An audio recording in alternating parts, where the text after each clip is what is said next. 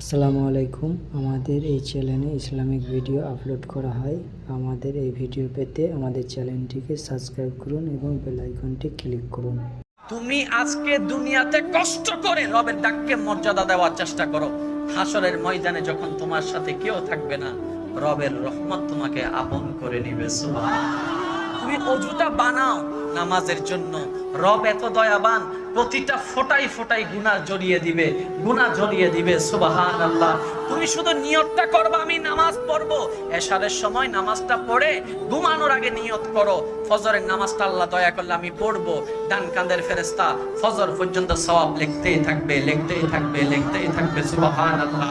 মনে মনে নিয়ত করো, আল্লাহ যদি আমাকে তৌফিক দেয় আমি একটা মসজিদ নির্মাণ করব। আল্লাহ ফেরেশতাকে বলে যে আমার বান্দার সওয়াবটা লিখতেই থাকো, কারণ সে ভালো কাজের নিয়ত করেছে। ইন্নামাল আমালু বিন্নিয়াতে, চিৎকার দিয়ে বলেন না সুবহানাল্লাহ। আল্লাহর কাছে সবচাইতে প্রিয় কাদের নবী? নবীদের নবী আমাদের। আচ্ছা, আল্লাহ তাআলা আপনাদের নবীকে পাঠাইলেন কোন দেশে? আরব দেশে। বলেন না কোন দেশে? কোন জায়গায়? বর্তমানে মক্কায়। কোথায়? মক্কায়। কোন গোত্রে? জোরে বলেন না কোথায়? ওই সমাজের মানুষের চিন্তা কেমন ছিল এটা তো আপনারা জানেন। বাপ হয়ে নিজের মেয়েকে জীবন্ত কবর দিতে বাপের বুক কাঁপতো না। আমি শিক্ষিত সমাজের মনোযোগ চাচ্ছি। যে সমাজের বাবারা মেয়েদেরকে জীবন্ত কবর দিতে বুক কাঁপতো না, এত পাশা, সেই সমাজে আল্লাহ নবীকে পাঠিয়েছেন। মেয়ে সন্তান যতক্ষণ মৃত্যুবরণ না করত, উত্তপ্ত গরম বালির উপর বাচ্চাকে ফেলে দিত। বাচ্চা চিৎকার করে কান্না করতে তরফাই করে মরত। বাচ্চা যত কান্না করত, কন্যা সন্তান বাবা তত খুশি হয়ে যেত। এই সমাজে আল্লাহ পাঠাচ্ছেন আমাদের নবীকে। যে সমাজের মানুষের কাছে মদ খাওয়াটা পানি খাওয়ার মতো ইজি ছিল। ভাই জোরে বলেন না রে ভাই।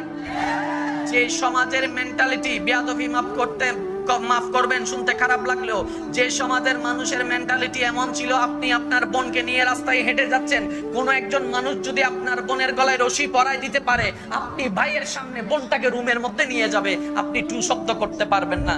এমন বিশ্রী একটা পরিবেশ ছিল। যে সমাজে খুন করা ইজি ছিল, বেয়াদবি করা ইজি ছিল, গোশ খাওয়া ইজি ছিল, জুয়া খেলা ইজি ছিল, মদ খাওয়া ইজি ছিল, মিথ্যা বলা ব্যাপারই না। এ কথা সবাই একমত? এবার যে কোনো কিছু শিখার জন্য সবচাইতে বড় বিদ্যালয় কোনটা? মা বাবার বিদ্যালয়, ঠিক না? সবচাইতে বড় শিক্ষক কে? মা বাবা। বলেন কে? এবার আমি বলবো আপনারা শুধু অঙ্ক মিলাবেন, মিললে নিবেন, না মিললে বাদ দিবেন। আল্লাহ তাআলা নিজের বন্ধু হাবিবকে, আমাদের নবীকে পাঠানোর জন্য সারা বিশ্বের মধ্যে একটা দেশ বাছাই করলেন। দেশটার নাম হচ্ছে আরব। আরবের মধ্যে এতগুলা জায়গার মধ্যে আল্লাহ জায়গা বাছাই করলেন মক্কা। মক্কার এতগুলা গোত্রের মধ্যে আল্লাহ বাছাই করলেন কুরাইশ। জোরে বলেন না। কুরাইশের এতগুলা পরিবারের মধ্যে আল্লাহ বাছাই করলেন আব্দুল মুত্তালিবের পরিবার। আব্দুল মুত্তালিবের পরিবারের মধ্যে আব্দুল্লাহর বংশ বাছাই করলেন। এবার আল্লাহ আমাদের নবীকে পাঠাচ্ছেন। পাঠানোর আগে বাবাকে নিয়ে গেছেন। আচ্ছা, মানুষ সবচেয়ে ভালো চরিত্র ব্যবহার শিখে কোন থেকে? বাইরে থেকে না ঘর থেকে? আপনারা বলেন না, বাইরে থেকে না ঘর থেকে? শিখানোর জন্য বাপের মা দরকার আছে না? নবীকে পাঠানোর আগে আল্লাহ একজন অভিভাবক তুলে নিছে। সুবহানাল্লাহ। কিছুদিন পরে মারাও তুলে নিছে, কিছুদিন পরে দাদারাও তুলে নিছে। কোন স্কুল, কলেজ, মাদ্রাসা বালা মানুষ নাই বললেই চলে। তা আপনারা তো বললেন সৎসঙ্গে স্বর্গবাস, অসৎসঙ্গে সর্বনাশ। তাহলে নবীর চরিত্র তো মৃত্যু খাওয়া দরকার ছিল, নবীর চরিত্র তো মদ খাওয়ার দরকার ছিল, নবীর চরিত্র তো বাটপারি হওয়ার দরকার ছিল। কারণ ডাইনেও মৃত্যুক, বামেও মৃত্যুক, সামনেও মৃত্যুক, পিছনেও মৃত্যুক। সামনেও মদ, ডাইনেও মদ, বামেও মদ, সামনেও জেনা কর, পিছনেও জেনা কর। এত বাটপারের ভিতরে আমাদের নবী বড় হচ্ছে। লক্ষ লক্ষ মৃত্যুকের ভিতরে নবী এমন ভাবে বড় হয়েছে, মিথ্যা নবী নবীকে স্পর্শ করতে পারে নাই। 2023 সালে যুবকেরা কমেন্ট বক্সে লেখে 63 বছর জীবনে যিনি একটা মিথ্যা কথা বলে নাই তিনি আমাদের নবী রাহমাতুল লিল আলামিন। এবার আপনি নিজেকে প্রশ্ন করেন, এতগুলা মৃত্যুকের মধ্যে বড় হইয়া কেমনে উনি সত্য কথা শিখলো? সুবহানাল্লাহ কইতেন না? মদের দরিয়ার ভিতরে বড় হইয়া জীবনে কোনোদিন নবী মদ স্পর্শই করেন। তা আপনারা যে বললেন সৎসঙ্গে স্বর্গবাস অসৎসঙ্গে সর্বনাশ, এটা এখানে গেল কই? লাগছে না ফেস? লাগছে না ফেস? নবী অসভ্য চরিত্রের পরিবেশে এমন ভাবে বড় হয়েছেন যে নবী তাদেরকে সভ্যতার চরিত্র শিখিয়ে দিয়েছেন। নবী মৃত্যুকের ভিতরে এমন ভাবে বড় হয়েছেন, মৃত্যুকে সত্যবাদী বানাই দিছে। নবী বাটপারদের ভিতরে এমন ভাবে বড় হয়েছে, বাটপারদেরকে সৎ বানাই দিছে। তো শিখার জন্য তো বাবার দরকার, বাবা তো নাই। মার দরকার, মা তো নাই। দাদা দরকার, দাদা তো নাই। স্কুল দরকার, স্কুল নাই। কলেজ দরকার, কলেজ নাই। এবার যখন জিজ্ঞেস করে আপনার চরিত্র কেমন, বলে যে চেয়ারম্যান সাহেব ভালো কইছে। চেয়ারম্যান সাহেব কিটা কইছে? ওই যে ফাস্ট ফুড করার আগে আপনারা কিটা দেন?